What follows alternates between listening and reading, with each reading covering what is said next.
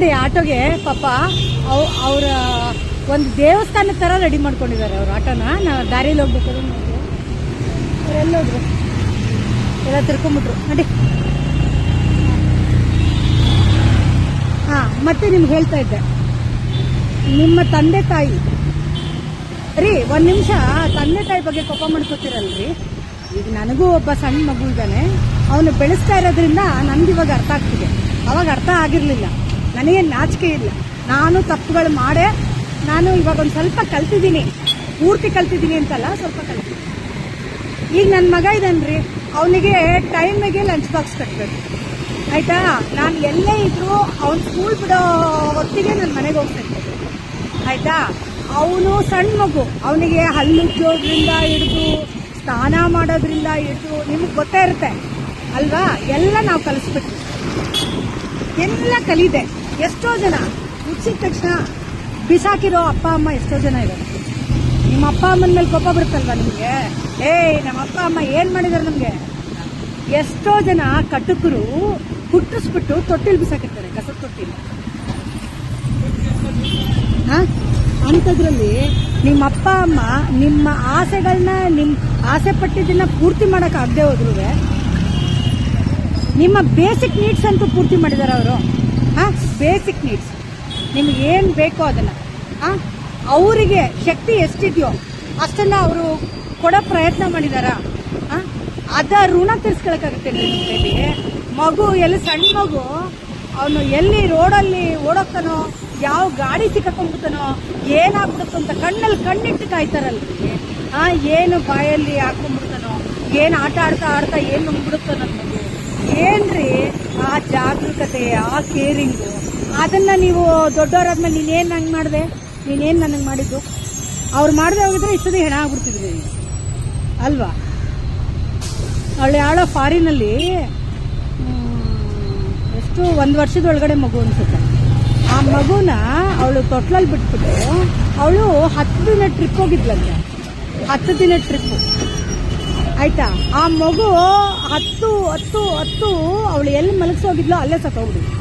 ಅವಳ ಶಿಕ್ಷೆನೂ ಆಗಿದೆ ಅಂತ ನಾನು ಸೋಷಿಯಲ್ ಮೀಡಿಯಾದಲ್ಲಿ ನೋಡಿದೆ. ಈ ಥರ ತಾಯಂದರು ಎಲ್ಲ ಇರ್ತಾರೆ ಅಲ್ವಾ. ಆ ಥರ ನಿಮಗೆ ಮಾಡಿದರೆ ಏನು ಮಾಡ್ತಿದ್ರಿ. ನಿಮ್ಮ ಅಣ್ಣ ತಂಗಿ ಹೌದು ಕಿತ್ತಾಡ್ತೀವಿ ನಾವು ರೀ. ನಿಮ್ಮ ಅಣ್ಣನ ಋಣ, ನಿಮ್ಮ ಅಕ್ಕನ ಋಣ ತೀರಿಸ್ಕೊಳಕ್ಕಾಗತ್ತೇನ್ರಿ. ದುಡ್ಡು ಕಾಸೆ ಮುಖ್ಯ ಆಗುತ್ತಾ. ಅವ್ರು ಸಣ್ಣ ವಯಸ್ಸಲ್ಲಿ ನಿಮ್ಮನ್ನು ಜೋಪಾನ ಮಾಡಿದ್ದನ್ನು ನೀವು ದುಡ್ಡು ಕೊಟ್ಟು ಅವರಿಗೆ ಲೆಕ್ಕಾಚಾರ ಮಾಡ್ತೀರಾ. ನಾವು ದೊಡ್ಡವ್ರು ಆಗ್ತಾ ಇದ್ದಂಗೆ ಮರ್ತು ಬಿಡ್ತೀವ್ರಿ ಸಣ್ಣ ವಿಚಾರಗಳನ್ನ. ಒಂದು ಸರಿ ಕೂತ್ಕೊಂಡು ಏನು ನಮ್ಮ ಅಣ್ಣ ನನಗೋಸ್ಕರ ಸಣ್ಣ ವಯಸ್ಸಿಂದ ಏನೇನು ಮಾಡ್ದ, ಅವನು ಕೆಟ್ಟದ್ದು ಮಾಡೋದನ್ನ ಒಳ್ಳೇದು ಮಾಡೋದನ್ನ ಎರಡನ್ನೂ ನೀವು ತಾಳೆ ಹಾಕೊಂಡು ನೋಡ್ರಿ. ಅದರಲ್ಲಿ ಅವನು ಎಷ್ಟೇ ತಪ್ಪು ಮಾಡಿದ್ರು, ನಿಮ್ಮ ಅಣ್ಣ ಆಗಲಿ ಅಕ್ಕ ಆಗಲಿ, ಅವ್ರು ನಿಮಗೆ ತೋರಿಸಿದ ಪ್ರೀತಿ ಕೇರಿಂಗು ಅದೊಂದು ಸರಿ ನೆನಪಾಗಿದ ತಕ್ಷಣ ನಿಮಗಿದ್ದಿದ್ದ ಕೋಪ ಎಲ್ಲ ಎಲ್ಲಿ ಓಡೋಗುತ್ತೋ ಗೊತ್ತಿಲ್ಲ, ಎಲ್ಲಿ ಮಾಯ ಆಗ್ಬಿಡುತ್ತೋ ಗೊತ್ತಿಲ್ಲ. ಒಂದು ಸ್ವಲ್ಪ ಯೋಚನೆ ಮಾಡಿ ನೋಡಿ. ಯಾವುದೂ ಶಾಶ್ವತ ಅಲ್ಲ, ನಮ್ಮವ್ರು ಮಾತ್ರ ನಮಗೋಸ್ಕರ ಕಾಯ್ತಾರೆ. ಬೆಳೀತಾ ಇದ್ದಂಗೆ ಕಾಮನ್ ಅದು ದುಡ್ಡು ಕಾಸಿನ ವಿಚಾರದಲ್ಲಿ. ಬೇರೆ ಯಾವುದೋ ಒಂದು ಇದರಲ್ಲಿ ಅವ್ರಿಗೆ ಮದುವೆ ಆಯಿತು, ಇವ್ರಿಗೆ ಮದುವೆ ಆಯಿತು. ಆ ಮದುವೆ ಆದಮೇಲೆ ಅವ್ರ ಕಡೆಯವರು, ಅವ್ರ ಹೆಂಡ್ತಿನೋ ಅವ್ರ ಗಂಡನೋ ಇವ್ರಿಗೆ ಮರ್ಯಾದೆ ಕೊಟ್ಟಿಲ್ಲ, ಇವ್ರು ಅವ್ರಿಗೆ ಕೊಟ್ಟಿಲ್ಲ ಅಂತನೋ, ಅಯ್ಯೋ ನೀನು ನಮ್ಮನ್ನು ಕೇರ್ ತೊಗೋತಾ ಇಲ್ಲ ಅಂತನೋ. ರೀ, ಯಾರು ಕೇರ್ ತೊಗೊಂಡ್ರೆ ಎಷ್ಟು, ತೊಗೊಳ್ದೆ ಹೋದ್ರೆ ಎಷ್ಟು ರೀ. ನಮ್ಮ ಅಣ್ಣ ತಂಗಿರು, ನಮ್ಮ ಅಕ್ಕ ತಮ್ಮಂದರು ಇವ್ರು ನಮಗೆ ಮುಖ್ಯ ಆಗ್ತಾರೆ ರೀ. ಕಷ್ಟ ಅಂದರೆ ಯಾರು ಬರ್ತಾರೋ ಬರಲ್ವೋ ರೀ. ಎಂಥ ಕೋಪ ಇದ್ರು ಅಣ್ಣ ತಮ್ಮಂದ್ರೆ ಓಡ್ ಬರೋದು, ಅವ್ರ ಕಣ್ಣಲ್ಲೇ ನೀರು ಬರೋದು. ಗೊತ್ತಾಯ್ತಾ. ಎಷ್ಟು ಕೋಪ, ಎಷ್ಟು ಸಿಟ್ಟಿದ್ರು ಅವ್ರಿಗೇನೋ ಒಂದು ಆಪತ್ತು ಬಂದ್ಬಿಡ್ತು, ಏನೋ ಕಷ್ಟದಲ್ಲಿದ್ದಾರೆ ಅಂದ ತಕ್ಷಣ ಅವರಿಗೆ ಫಸ್ಟು ಸ್ಪಂದನೆ ಅನ್ನೋದು ಫಸ್ಟು ಕರಳು ಚುರುಕನ್ನುತ್ತೆ ಅಂತಾರೆ ನೋಡಿ, ಅದು ಅವರಿಗೆ ಅನ್ನೋದು ಫಸ್ಟು. ಗೊತ್ತಾಯ್ತಾ. ಫಸ್ಟು ನಿಮ್ಮ ಮನೆಯವ್ರಿಗೆ ಮರ್ಯಾದೆ ಕೊಟ್ರಿ, ನಿಮ್ಮ ಅಪ್ಪ ಅಮ್ಮನಿಗೆ ಮರ್ಯಾದೆ ಕೊಟ್ರಿ, ನಿಮ್ಮ ಅಣ್ಣ ತಮ್ಮಂದರು ಅವ್ರಿಗೆ ಮರ್ಯಾದೆ ಕೊಟ್ರಿ, ಅಕ್ಕ ತಂಗಿರಿಗೆ ಮರ್ಯಾದೆ ಕೊಟ್ರಿ. ಅವರು ನಿಸ್ವಾರ್ಥವಾಗಿ ಪ್ರೀತಿ ತೋರಿಸ್ತಾರೆ ನಿಮ್ಮ ಅಕ್ಕ ತಂಗಿರಿಗೆ ಅಲ್ವಾ.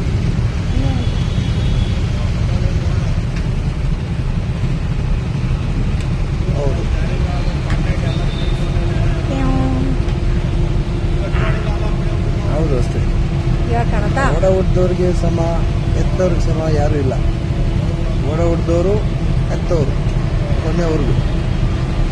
ದೇಹದಲ್ಲಿ ನಾವು ಬಂದಾಗಿಂದ ನಾವು ಈ ದೇಹ ಬಿಟ್ಟು ಹೋಗೋವರೆಗೂ ಆ ಸಂಬಂಧಗಳು ಯಾವತ್ತಿಗೂ ಬೆಲೆ ಕಟ್ಟಲಾರದು. ಕಿತ್ತಾಟ ಇದ್ದಿದ್ದೆ ಅಣ್ಣ ತಮ್ಮಂದ್ರು ಅಕ್ಕ ತಂಗಿರಲ್ಲಿ, ಆಯ್ತಾ? ಕಿತ್ತಾಡಕ್ಕೆ ಹೋಗ್ಬಿಡಿ, ಕ್ಷಮಿಸೋದನ್ನ ಕಲಿಸಿ, ಆಯ್ತಾ? ಕ್ಷಮೆ ಅನ್ನೋದು ತುಂಬ ದೊಡ್ಡದು. ಆ ಕ್ಷಮೆ ಯಾರಲ್ಲಿರುತ್ತೋ ಅವರು ದೇವ್ರ ಸಮಾನ ಅಂತ, ಗೊತ್ತಾಯ್ತಾ? ಮತ್ತೆ ಮಾತಾಡೋಣ, ಸಾಕಿಷ್ಟು. ಬಾಯ್.